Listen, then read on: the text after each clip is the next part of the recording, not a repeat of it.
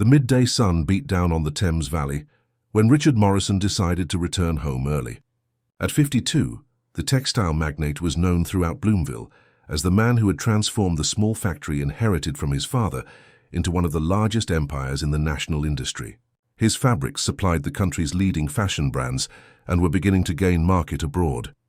Richard drove his Mercedes along the winding road that led to the mansion on the outskirts of the city. The estate, with a privileged view of the River Thames, was a symbol of his success. However, something deeply troubled him. In recent months, he had felt increasingly distant from his own home, from his son William, and even from Olivia, his wife 15 years his junior. As he discreetly parked at the mansion's side entrance, Richard noticed raised voices coming from the garden. Instinctively, he followed the sound without announcing his arrival. From behind a hibiscus hedge, he saw something he would never forget. Mrs. Eleanor, the housekeeper who had served the family for over 2 decades, was hotly arguing with Olivia. Between them, in a wheelchair, was William, his 12-year-old son, downcast and visibly embarrassed. "The boy needs shade, Mrs. Olivia." The doctor was clear about his skincare, Eleanor argued, holding a parasol over the boy. "You're just a servant, Eleanor. Don't tell me how to treat my stepson," Olivia retorted, roughly pulling the parasol away. "William needs sun. He needs to build strength. He can't be treated like a porcelain doll his whole life." "With all due respect, madam, since the accident he has had skin sensitivity." Dr. Maurice himself explained this to Mr. Richard, Eleanor insisted, firm despite her subordinate position. "Accident, accident. I'm tired of this topic. It's been 3 years. You and everyone in this house live as if he's going to disappear at any moment. That's why the boy isn't getting better, because you won't let him." Richard felt his blood boil. That accident had taken his first wife, Helen, and left William without the use of his legs.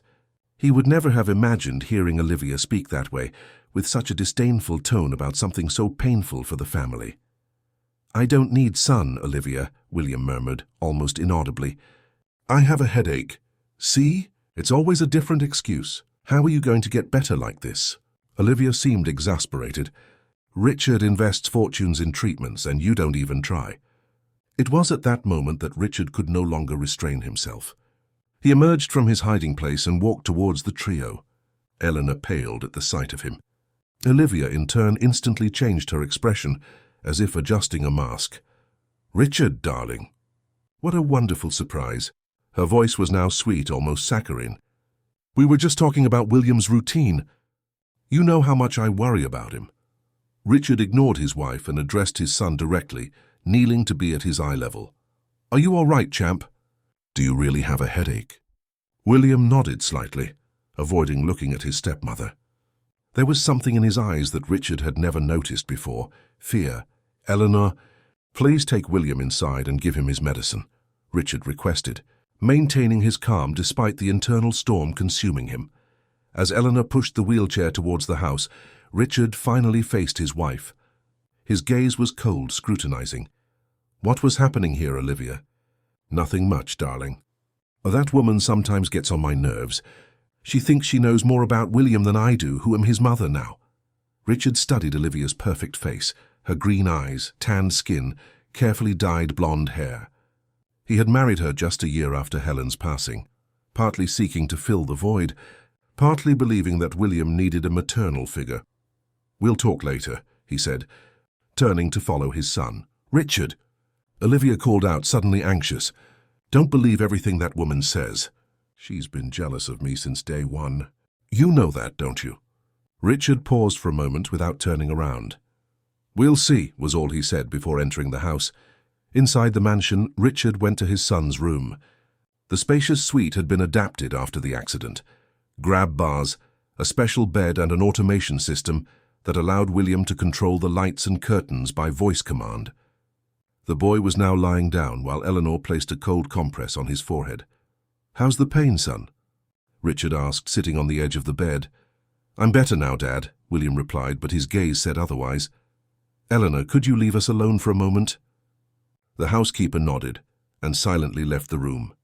Richard observed his son, his dark hair like his own, his brown eyes so reminiscent of Helen's.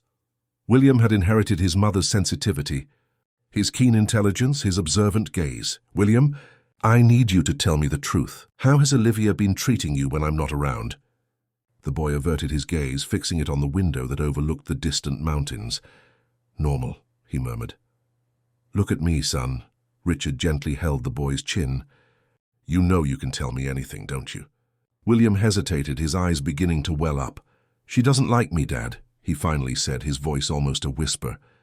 "She says I'm a burden, that you only don't send me to boarding school because you pity me." Richard felt as if he had been punched in the stomach. How had he not noticed this before? How had he not seen the signs? "Since when, William? Since when has she treated you like this?" "Always," the boy replied, a tear tracing a path down his cheek. "But it got worse after she found out she couldn't have children." That revelation hit Richard like a lightning bolt.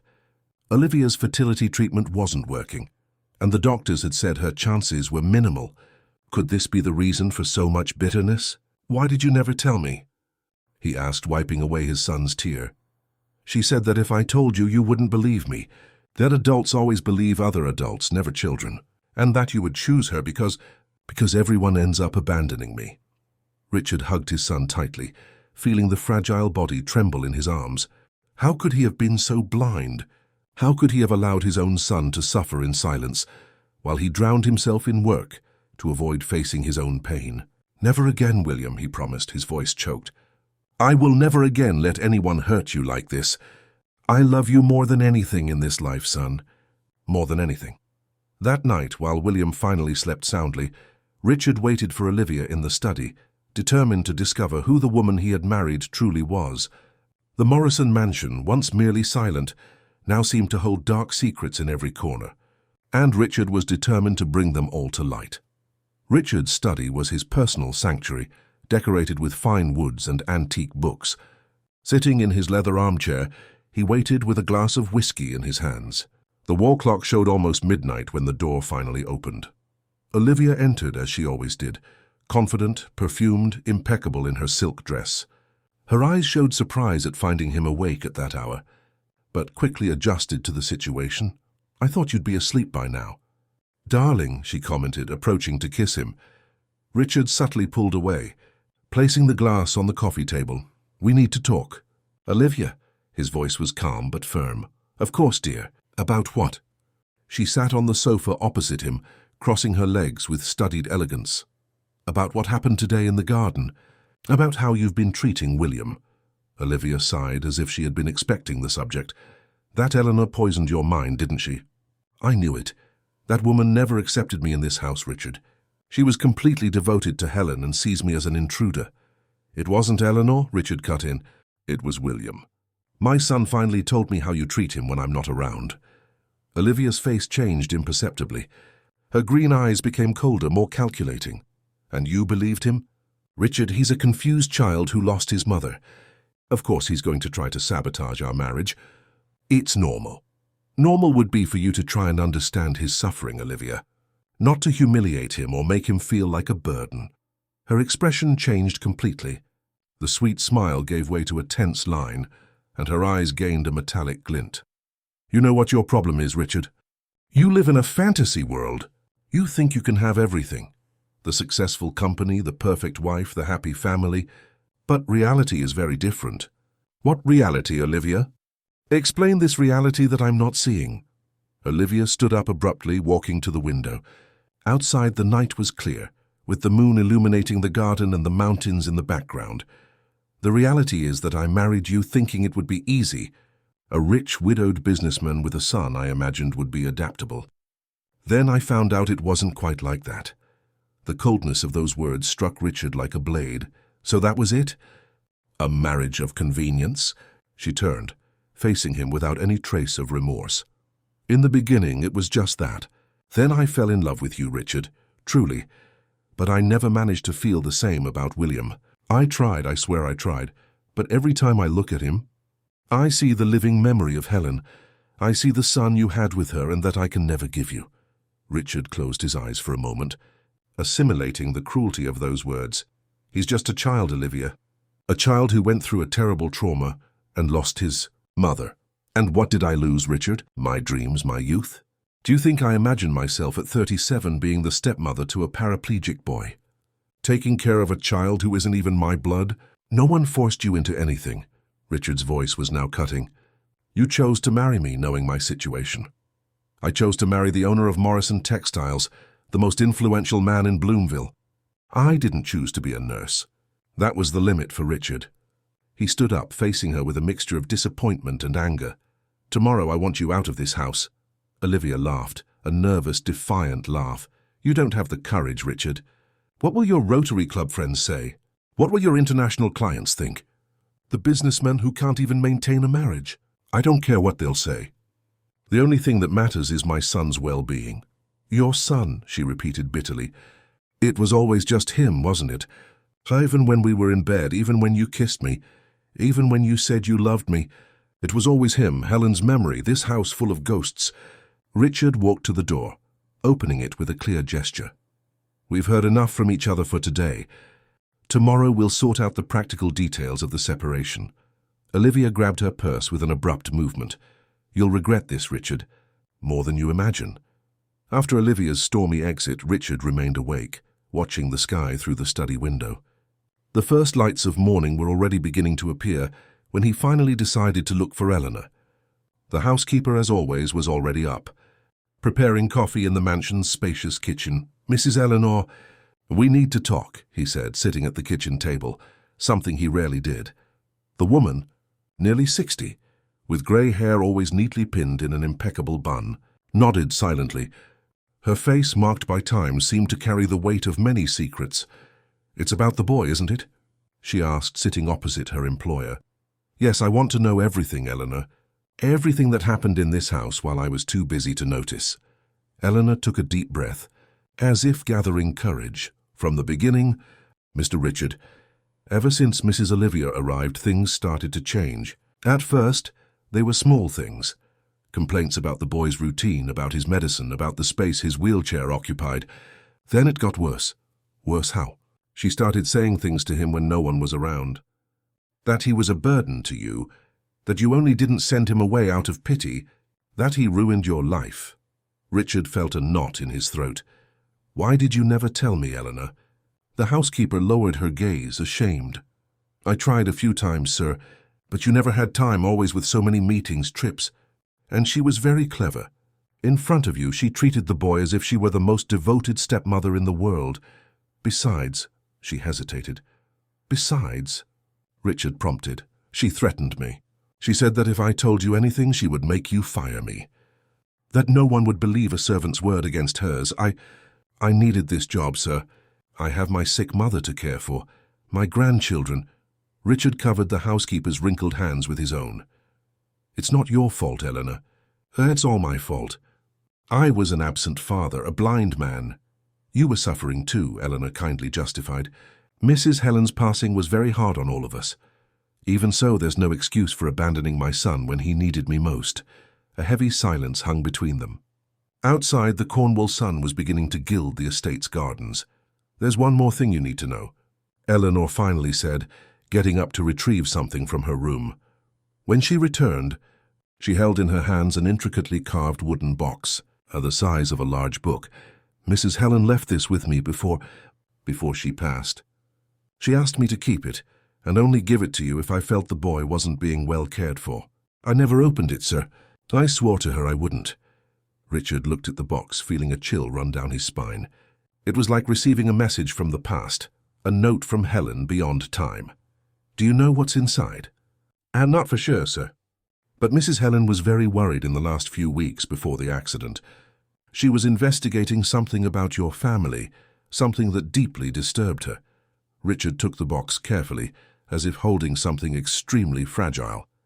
Thank you, Eleanor, for everything, especially for taking care of William when I couldn't or didn't want to be present. That boy is like a grandson to me. Mr. Richard, I would do anything for him. As he climbed the stairs towards his room, Richard felt the weight of the box in his hands. What could Helen have discovered?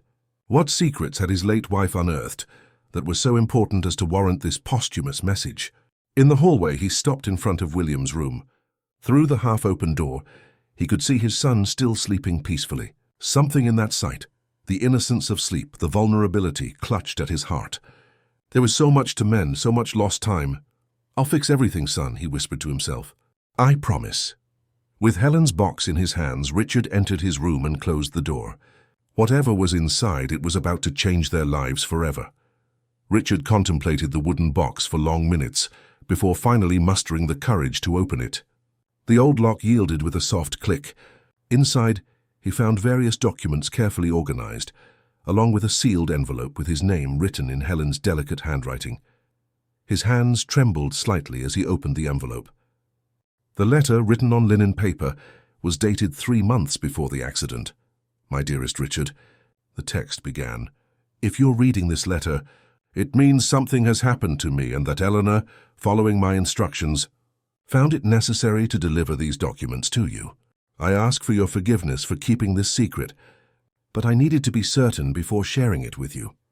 During the genetic tests I underwent while pregnant with William, doctors found a pattern that concerned them.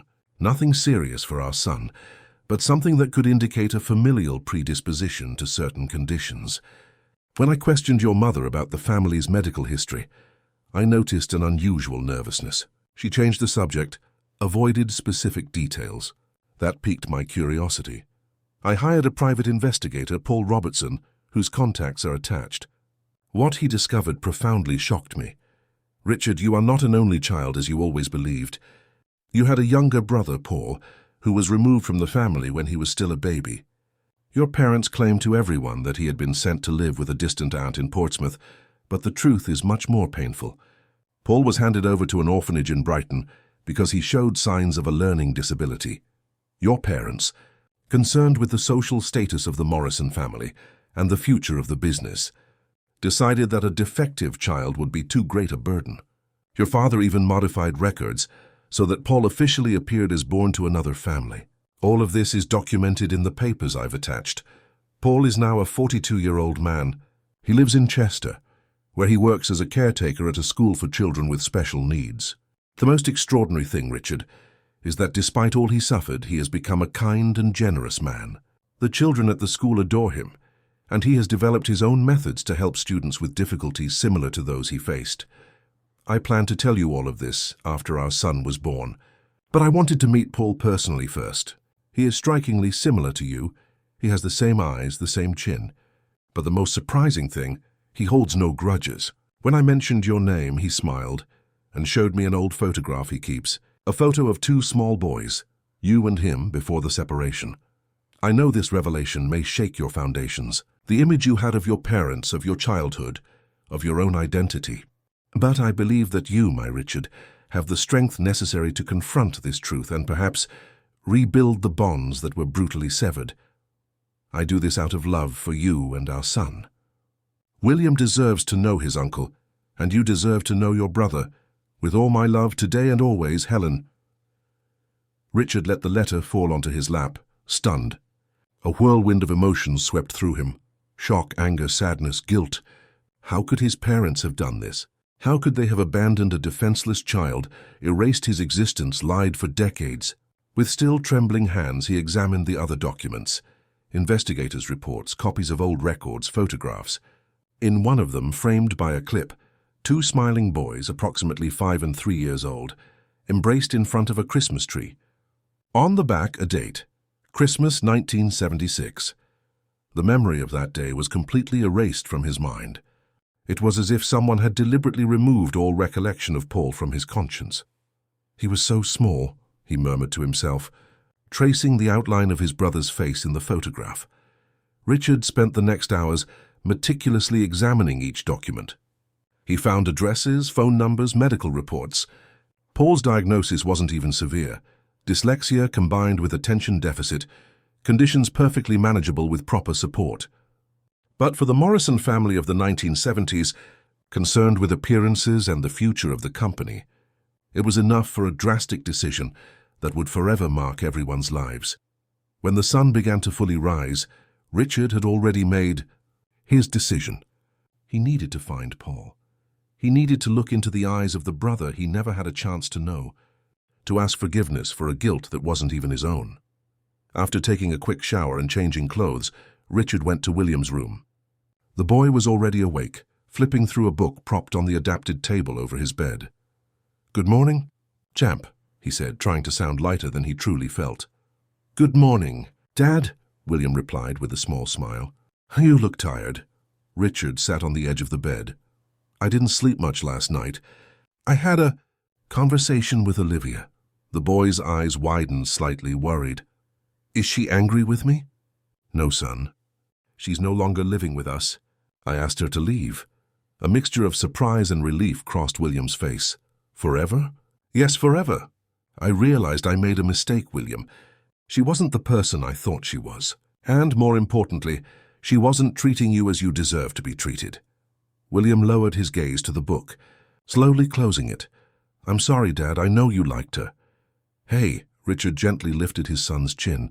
"You don't have to be sorry for anything. It's not your fault. It never was. I'm the one who needs to apologize for not being more attentive, more present." A silent tear rolled down the boy's face. "Sometimes I miss Mom. A lot." "Me too, son." "Me too." Richard hugged William for a long moment, both sharing the pain of absence that would never be completely filled. When he finally pulled away, there was a renewed determination in his eyes. "William, I discovered something important today. Something about our family. Something your mother found out before she left us." The boy looked at him, intrigued. "What is it, Dad?" "I have a brother, William.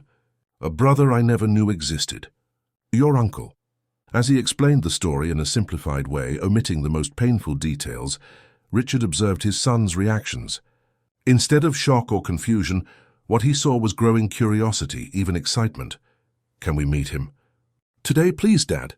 The eagerness in William's voice was palpable. Richard understood immediately. For a lonely boy like him, the prospect of a new family member, especially an uncle, was like receiving an unexpected gift.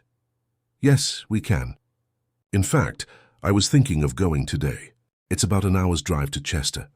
What do you think?" "Yes. Can I bring my new game?" To show him. That childlike enthusiasm, something Richard rarely saw in recent years, tugged at his heart.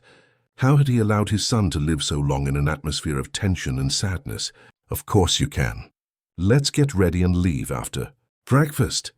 As he helped William with his bath and change of clothes, tasks he normally delegated to Eleanor, Richard realized how much he had missed of his son's daily life. The small comments about his favorite books, the jokes he told, the way his eyes lit up when he spoke about astronomy, his recent passion. It was like rediscovering a person who had been there all along, waiting for him. Eleanor prepared a hearty breakfast for the trip, insisting on accompanying them. "I've known the boy since he was born, Mr. Richard. I want to be there for this moment." Richard not only agreed but felt immense relief. Eleanor was a pillar of stability in their lives, especially William's. Her presence would be crucial. When the driver brought the wheelchair-adapted van, Richard dismissed his services. "I'll drive myself today." Jonah, family matter. As he settled William into the vehicle with Eleanor's help, Richard noticed something different in his son, a sparkle of expectation he hadn't seen since before the accident.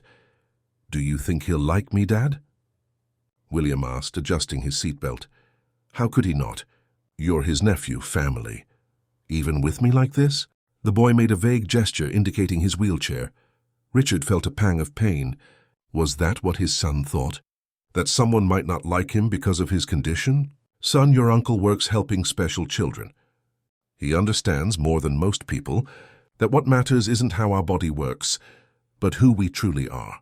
In here," he lightly touched the boy's chest. "Over his heart." William smiled, seeming a little more at ease. Eleanor settled into the back seat, carrying a basket with snacks and drinks for the trip. Richard took the wheel. Paul's address entered into the GPS. As they left the estate, passing through the imposing gates of the Morrison mansion, Richard had a strange premonition. Not of apprehension, but of liberation. It was as if they were finally escaping an invisible prison, the prison of expectations, of appearances, of the secrets of the past. The road that would take them to Chester wound through mountains covered by the lush greenery of the English countryside.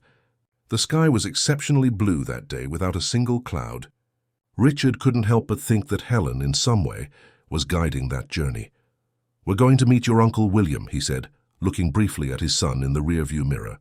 "And together, we're going to start a new story for our family." The Professor Anson Taylor Inclusive Community School was located in a simple neighborhood on the outskirts of Chester. The two-story building, painted in shades of blue and yellow, stood out with its accessibility ramp at the main entrance and the colorful adapted playground next to it. Richard parked the van in the small parking lot, feeling his heart race. After the journey of just over an hour, they were finally there, about to meet Paul, the brother he had never known. "This is where he works." "William," he said, helping his son out of the vehicle with his wheelchair. "According to the documents your mother left, he's been the caretaker of this school for over 15 years. William looked fascinated at the building, especially at the colorful drawings made by children that decorated the windows. "It looks like a cool place," the boy commented, while Eleanor adjusted his hair and clothes. As they approached the reception, they were greeted by a woman with glasses and a welcoming smile. "Good morning. How can I help you?" "Good morning," Richard replied, suddenly nervous. "We're looking for Paul Morrison." "He works here, doesn't he, Mr. Paul?" "Yes, of course. He should be out back in the sensory garden. It's his pride and joy, you know. He practically built it himself for the children." The receptionist, noticing William's wheelchair, kindly added, "The path is fully accessible. You can go without any trouble. Just follow the corridor to the right and cross the covered courtyard." Following the instructions, the trio crossed the corridor decorated with students' work, models, paintings, collages. William looked at everything with genuine interest. "Look at that model of the solar system, Dad. It's almost exactly like the one I wanted to make." Richard smiled, appreciating his son's enthusiasm. When they reached the covered courtyard, they saw children of various ages engaged in diverse activities, some in wheelchairs like William, others with different special needs, all actively participating in what appeared to be an outdoor art class. And there, in the background, tending to a bed of aromatic herbs, was a middle-aged man wearing simple blue overalls. Even from a distance, the resemblance to Richard was undeniable. The same body structure, the same profile. "It's him, William," Richard whispered, emotion making his voice almost inaudible. As if sensing he was being watched, Paul looked up. For an instant he seemed confused, as if seeing a ghost. Then slowly he put his gardening tools aside and stood up, walking towards them. As he approached, Richard could better see the details. The same Morrison brown eyes, the same determined chin. But there were subtle differences too. Paul had deep crow's feet around his eyes, marks of someone who smiled frequently. His hands were calloused, those of someone who wasn't afraid of physical labor. "Richard?" he asked, stopping a few feet away. His voice was deeper than Richard's, with a slight accent from rural Cornwall. "Yes," Richard managed to reply, his throat tight with emotion. "And you're Paul, my brother." A silence laden with decades unlived hung between them. It was Paul who finally broke it, with a warm smile that lit up his entire face. "I always knew you'd come one day," he simply said. And then, without warning, he took 2 steps forward and hugged Richard tightly. It was as if a dam broke within the businessman. All the tension, all the confusion of the past few days gave way to a contained sob as he returned the embrace of this stranger, who was at the same time his own flesh and blood. When they finally pulled apart, Paul noticed William in his wheelchair, observing everything with wide eyes. "And you must be my nephew," he said, kneeling to be at the boy's eye level. "Your mother told me a lot about you." "You knew my mother?" William asked, surprised. "Yes, she came to visit me a few times," Paul replied with a quick glance at Richard. "She was an incredible woman, you know, intelligent and determined, and she said you had inherited the best of her curiosity." William smiled, genuinely touched by those words about Helen. "I have a new astronomy game," the boy said, taking the backpack that was hanging on his chair. "Want to see it?" Paul laughed, delighted with his nephew's spontaneity. "Of course I do. But how about we do it somewhere more comfortable? My shift ends at noon. We can go to my house, it's not far from here. I have a garden where we can talk freely." Richard introduced Eleanor, briefly explaining her important role in the family. Paul greeted her with the same warmth he had shown the others. As Paul said goodbye to his colleagues, explaining that he would take the rest of the day off to receive the family who came from afar, Richard observed the natural interaction between his brother and the children at the school. Each one who passed received a kind word, a high five, a personalized comment about some recent progress. It was evident that Paul was adored there. They followed Paul in his own car to a simple house in a quiet residential neighborhood. The residence, painted in light green tones, had a beautiful front garden full of flowers and a paved path perfect for a wheelchair. "I made these adaptations for when I receive visits from my students," Paul explained, noticing Richard's gaze at the ramps and handrails. "Many come here for extra tutoring on weekends." The interior of the house was as welcoming as the exterior, simple but extremely clean and organized.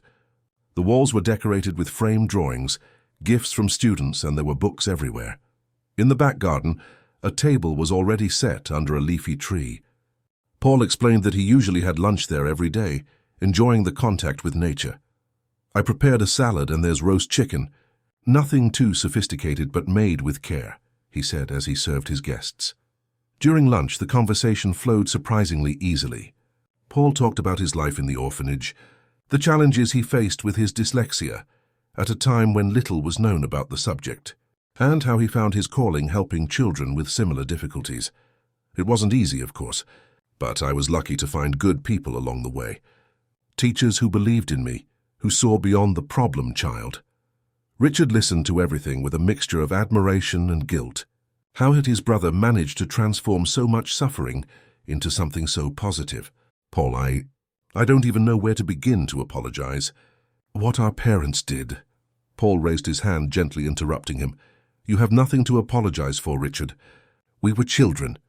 You were, what, 5 years old? There was no way you could stop it or even understand it. But later, when I grew up, how could you look for someone you didn't even know existed?" Paul smiled understandingly. "I don't hold grudges, Richard. Not against you, not even against our parents. They were products of their time, of their upbringing. They did what they thought was right, however wrong it may have been." William, who was listening attentively while playing with a tabby cat that had appeared in the garden, asked a question that caught everyone by surprise. "Do you have a picture of my dad when he was little, Uncle Paul?" Paul smiled, standing up. "Yes, I do. In fact, I only have one, but it's very special to me." He went into the house and returned moments later with a worn shoebox. From inside, he carefully took out an old photograph, protected by plastic, the same photo Helen had mentioned in the letter, of the two brothers on Christmas 1976. "This is the only physical memory I have of my life before the orphanage," Paul explained, handing the photo to William to examine. "For a long time, I didn't even know who the other boy in the photo was. I just knew he was important to me because whenever I looked at it, I felt a connection." William studied the image carefully, then looked at his father. "You two are very alike, Dad. And Uncle Paul looks like me when I was younger." Richard felt a lump in his throat. It was true. There was an undeniable resemblance between young Paul and William, especially in their smiles, in their eyes.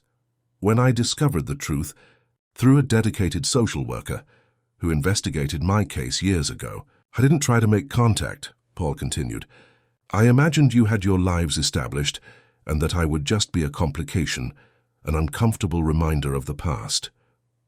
"You would never be a complication," Richard protested. "You're my brother, family." "That's why I was so surprised when Helen sought me out," Paul smiled. "She had so much determination, so much kindness. She told me she wanted her son to know his whole family, that she believed I would be important in your lives. I confess I didn't quite believe it.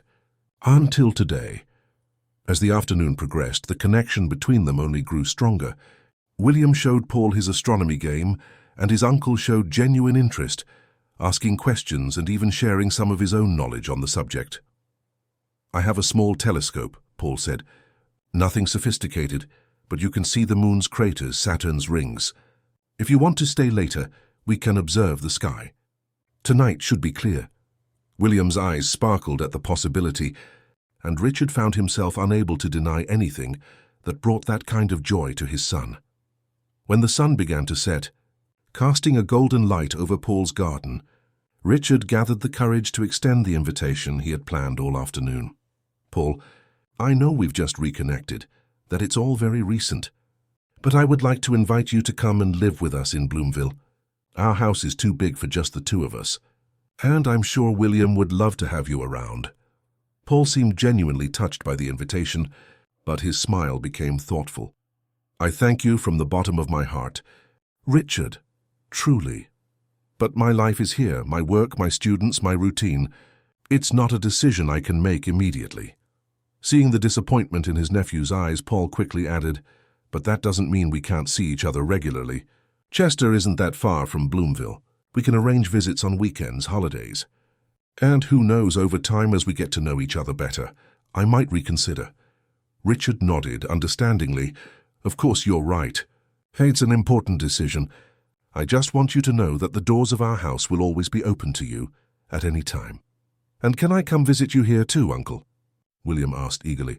Of course you can, champ, Paul replied, affectionately ruffling his nephew's hair.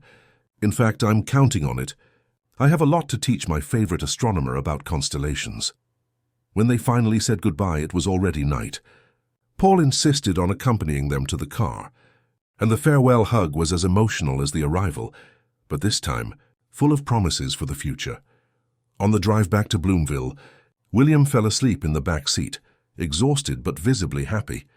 Eleanor covered him with a light blanket, smiling at Richard through the rearview mirror. It was a special day, wasn't it, Mr. Richard? More than special, Eleanor. It was a day of new beginnings. As he drove along the dark road, with the lights of Bloomville beginning to appear on the horizon, Richard thought about everything they had experienced in the last 48 hours. The discovery of Olivia's true nature, the secrets revealed by Helen, the reunion with Paul.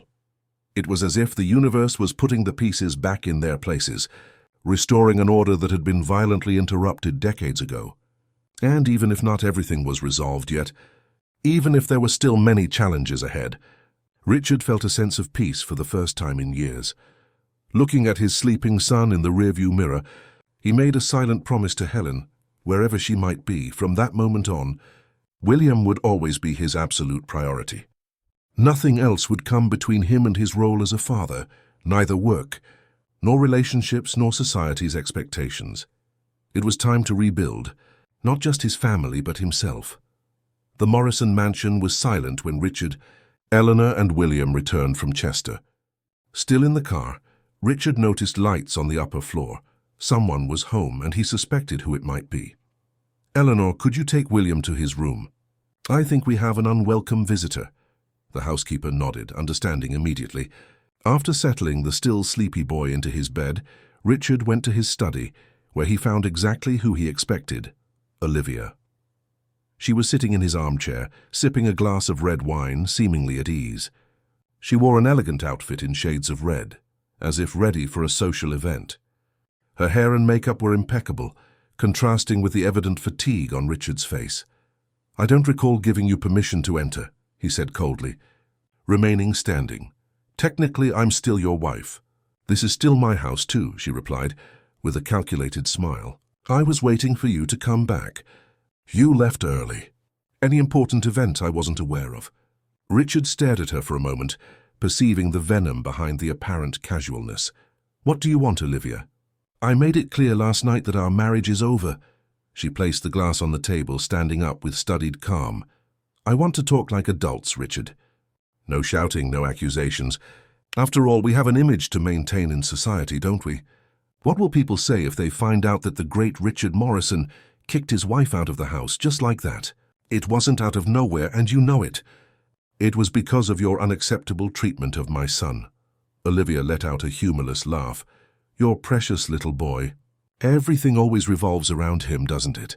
There was never room for anyone else in your life, Richard. Not for me, not for us.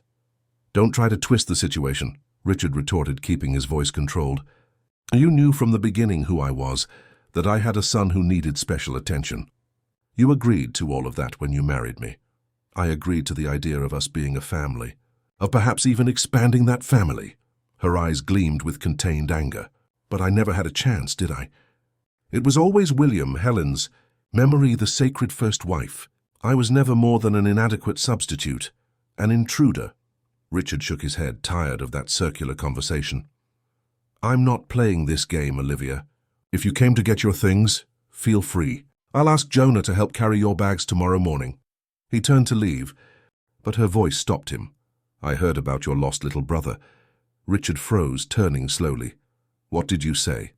Olivia smiled, knowing she had touched a sensitive spot. "I was here earlier. I overheard you and Eleanor talking about St. Helen's letter. About your brother Paul. The poor thing abandoned in an orphanage. Touching, really. You have no right to speak about my family matters. Your family?" She took 2 steps towards him. "I am your family, Richard. Or I was, until you decided to throw everything away because of the fantasies of a spoiled boy and a resentful servant. Don't talk about William or Eleanor like that," Richard warned, feeling his anger rise. "They are infinitely more family to me than you ever were." Olivia's face contorted into an expression of fury.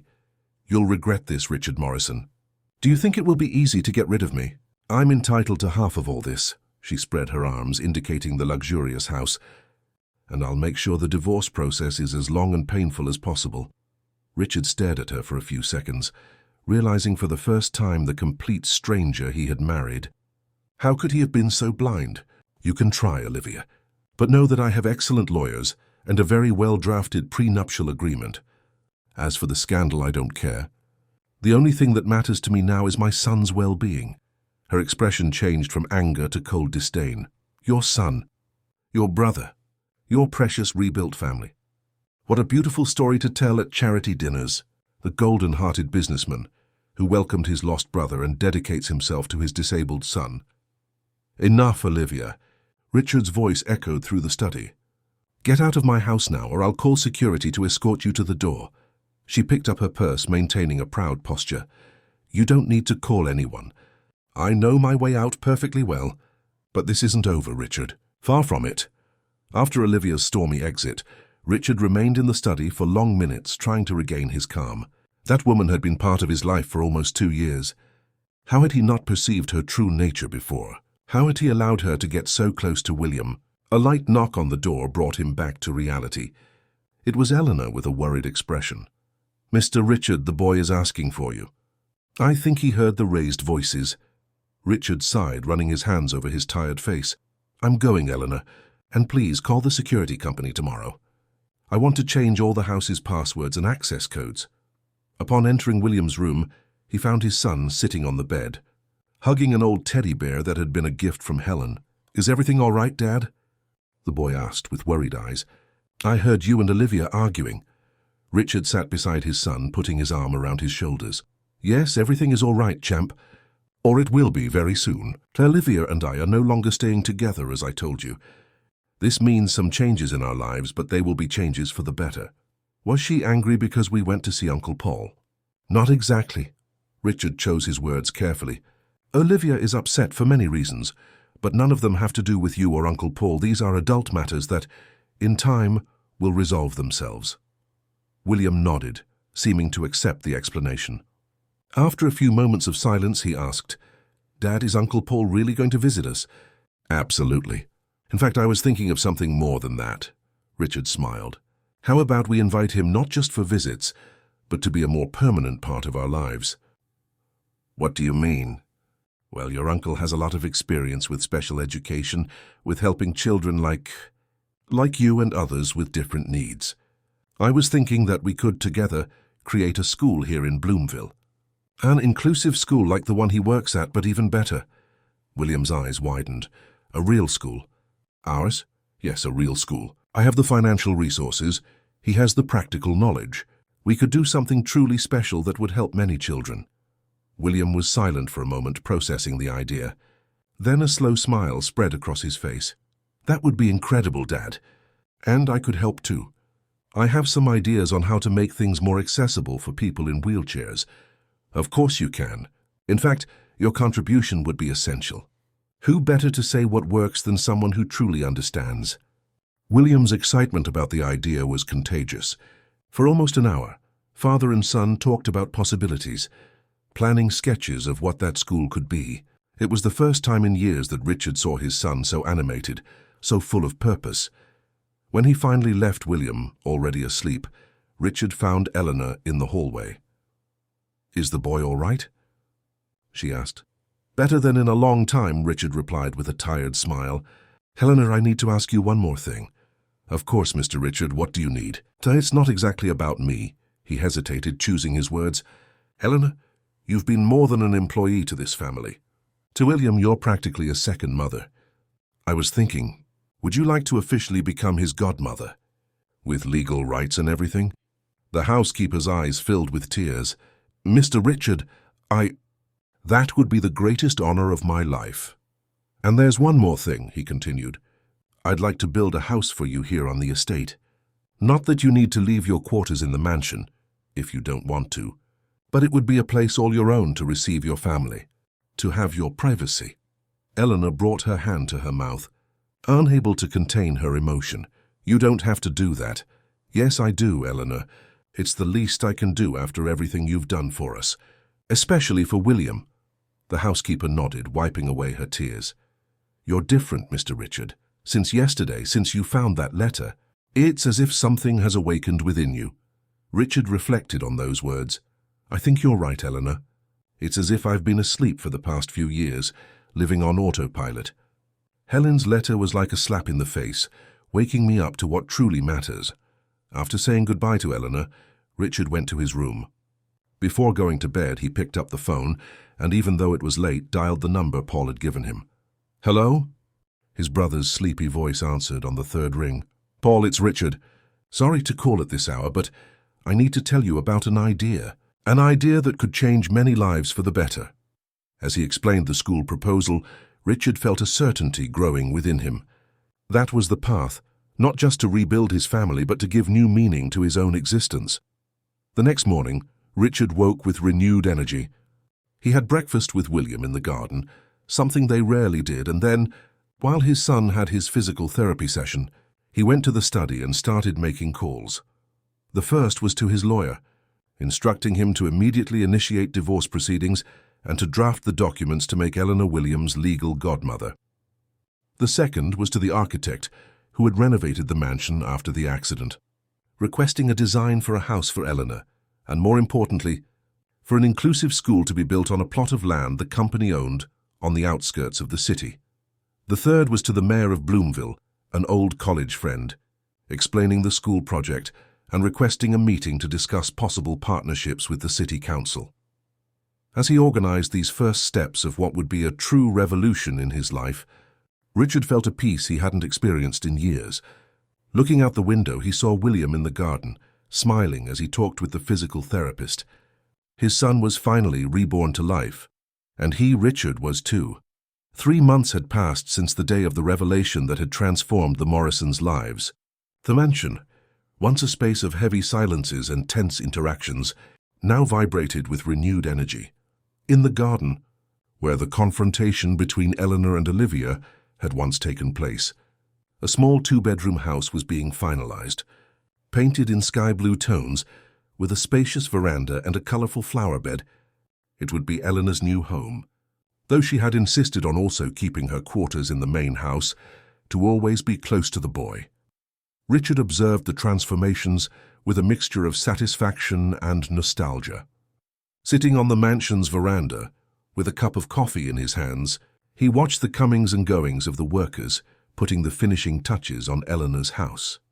It turned out beautiful, didn't it? Paul's voice surprised him. His brother had arrived 2 weeks ago to help them with the school plans, and with each passing day, the connection between them grew stronger. The similarities went beyond physical appearance. They shared the same sense of humor, the same musical tastes, even mannerisms that Paul couldn't have learned from him. Very beautiful, Richard replied, indicating the chair beside him for his brother to join him. Eleanor deserves this and much more. She's an incredible woman, Paul agreed. I understand now why Helen trusted her so much. The mention of his late wife no longer hurt as it once did. In recent months, Richard had learned to think of Helen with gratitude for the time shared and for the legacy she had left. William and indirectly, the reunion with Paul. How's the school project coming along? Richard asked, changing the subject. Paul's face lit up with enthusiasm. Progressing faster than we expected. The architecture team really understood the concept of universal accessibility we proposed. It's not just ramps and elevators. but a whole design of spaces that allow autonomy for different types of special needs. The school project had become a priority for both of them. Using a large plot of land owned by Morrison Textiles, they were building an educational complex that would be a benchmark throughout southern England.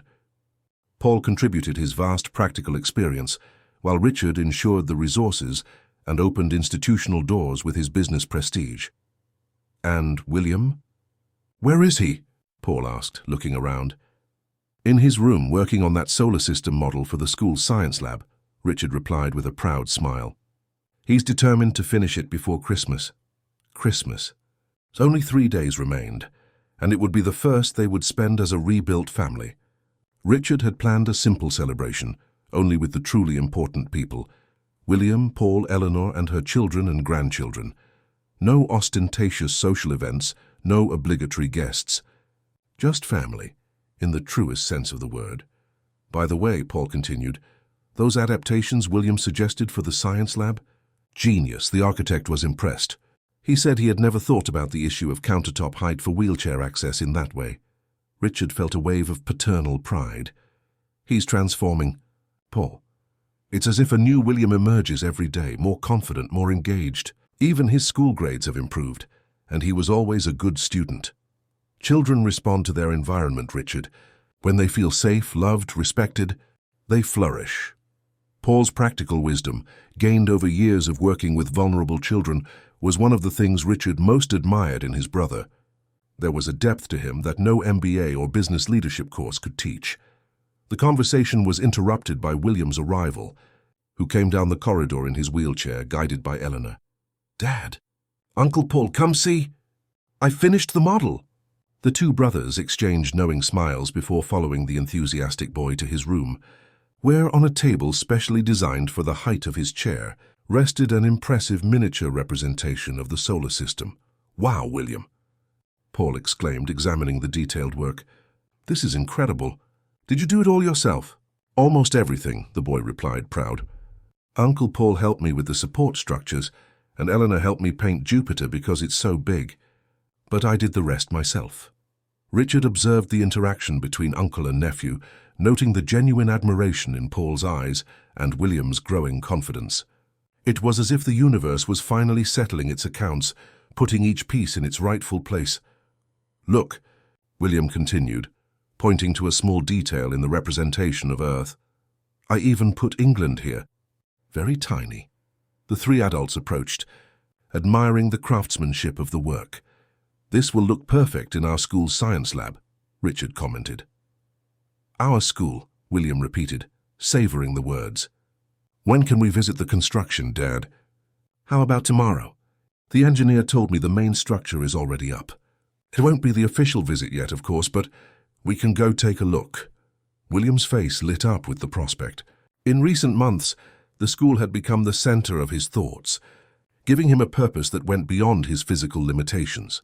That night, during dinner, the newly formed family eagerly discussed plans for Christmas. Eleanor explained a traditional turkey recipe she intended to prepare, while Paul told funny stories of the impromptu Christmases he organized for the children at the school in Chester. The telephone rang, interrupting the conversation. Richard answered, surprised to hear Olivia's voice on the other end of the line. "I need to talk to you. Richard, personally." Her voice didn't have the aggressive tone of their last interactions, but something more contained, almost hesitant. "I don't know if that's a good idea, Olivia. Our lawyers are handling everything." "It's not about the divorce," she replied quickly. "It's something personal. Please." After a moment of hesitation, Richard agreed to meet her the next morning at a cafe in the city center. When he returned to the table, he tried to disguise the tension that call had caused him, but Paul noticed immediately. "Is everything all right, Richard?" "Yes, everything's fine," he replied, avoiding elaborating in front of William. Later, when the boy was already in his room, Richard explained the situation to Paul and Eleanor. "I don't know what she wants, but I decided to listen. The sooner we resolve any outstanding issues, the better for all of us." "Do you want me to come with you?" Paul offered. "No, thank you. I need to face this alone. Besides, I prefer that you and Eleanor stay with William." "I promised to take him to the school construction tomorrow afternoon," regardless of what happens at this meeting. The next morning, Richard arrived at the cafe a few minutes before the agreed time. He chose a discreet table at the back and ordered only an espresso. His mind was restless, wondering what Olivia might want. She arrived punctually, dressed more simply than usual, jeans, a white shirt, her hair tied in a low ponytail. She wore almost no makeup, and there was something different in her demeanor, a vulnerability Richard had never seen before. "Thank you for coming," she said, sitting opposite him. "What do you want, Olivia?" Richard asked, direct and to the point. She took a deep breath as if gathering courage. "I want to return this," she said, placing a small velvet box on the table. Inside was the wedding ring Richard had given her. "You could have just sent it by mail or through the lawyers," he observed, confused by the gesture. "I know. But I wanted to apologize, personally."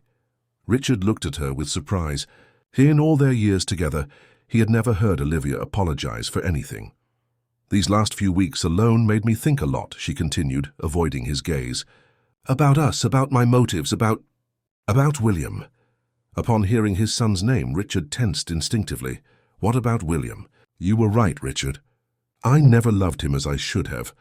I tried at first, but I couldn't. And instead of admitting it, of being honest with myself and with you, I turned that into resentment, into cruelty." She finally raised her eyes, tearful. "I'm not asking you to forgive me. I just wanted you to know that I recognize the harm I caused and that I sincerely wish you all happiness." Richard studied her, looking for signs of manipulation, of falsehood.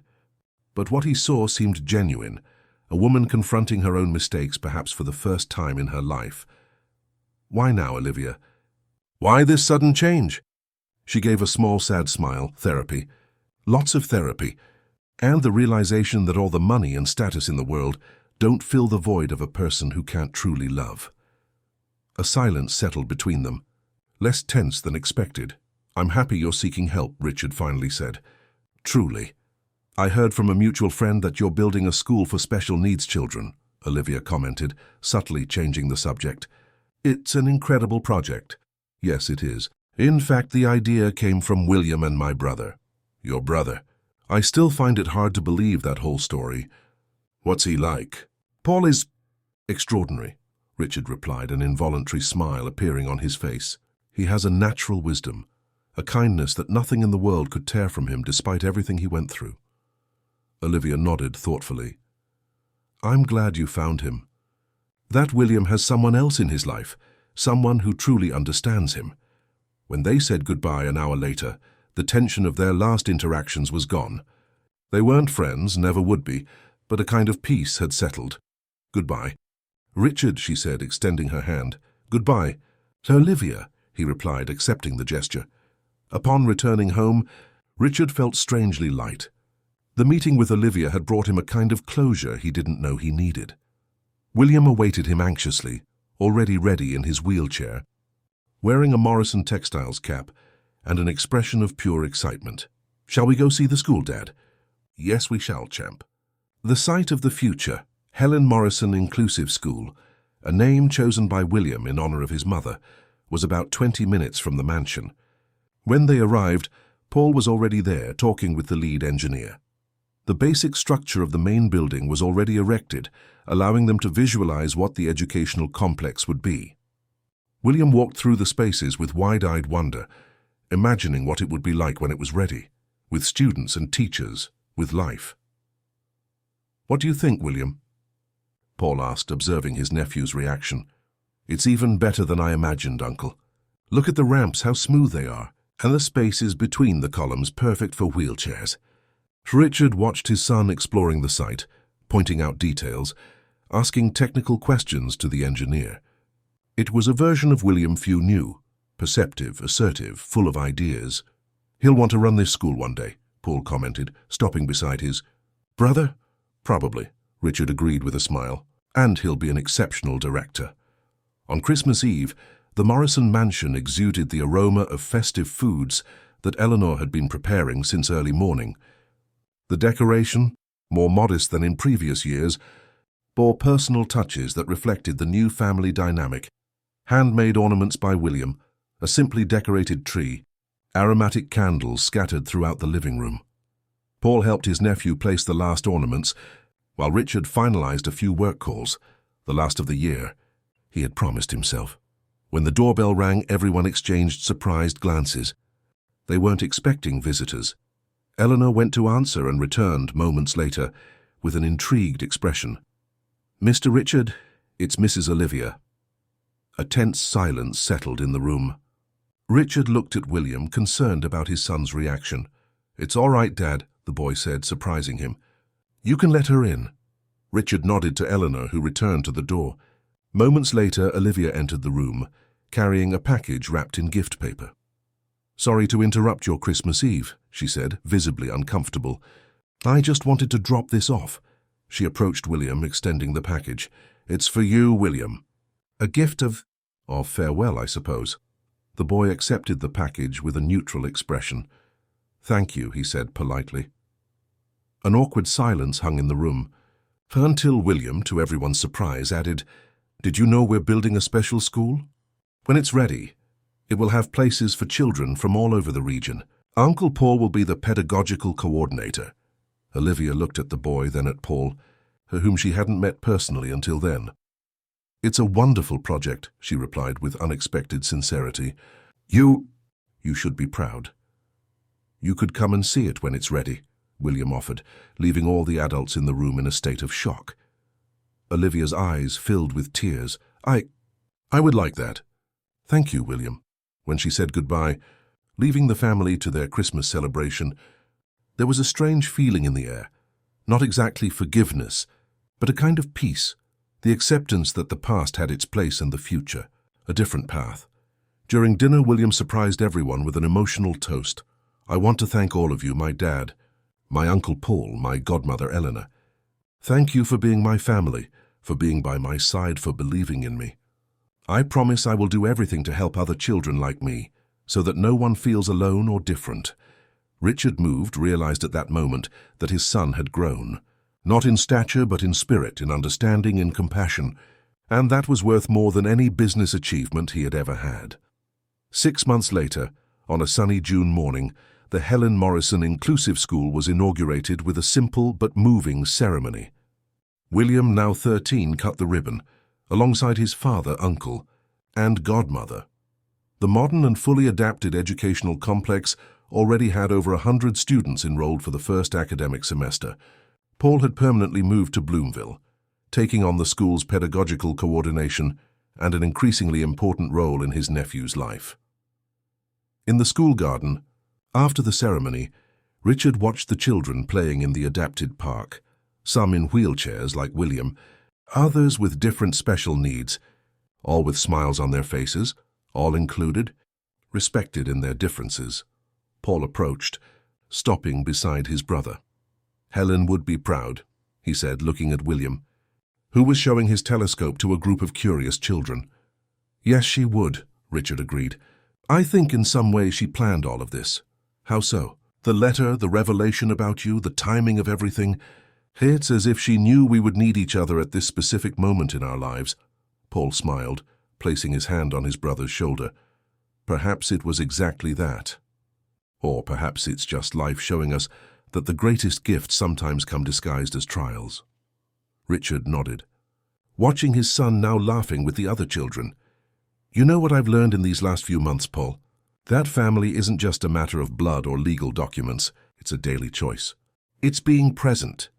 It's building together, especially when the path seems impossible."